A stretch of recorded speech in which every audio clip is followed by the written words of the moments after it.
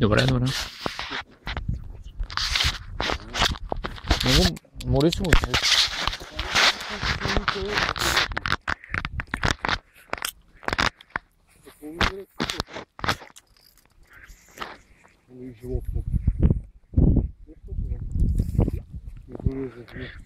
Добре, добре.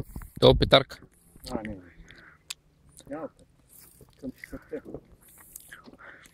Мори си го, Живко. Мори го малко, пусни го навътре. Не го такова тук. Измори си го да може да излезе. Абе, виж има сили. Мори си го, има място. Пускай си аванса. Така. Той ще се покаже сам. Те големите явно влизат навътре. Те тия малките до 2 кг влизат явно към драките.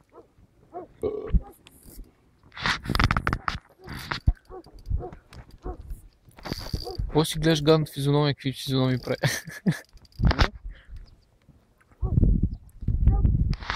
Я го пипни се накъл.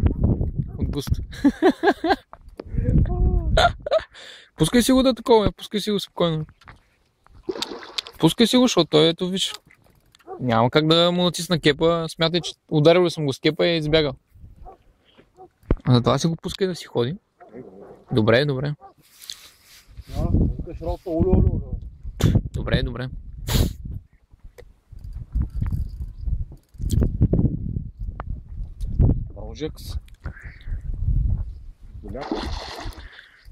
Отпусни си хубаво аванса.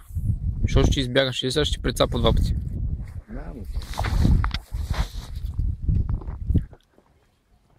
Вика, измори се. Къде се измори, брат? 5 кила шаран, така се измаря. 5 кила няма. Ще виж, че е толкова. Няма.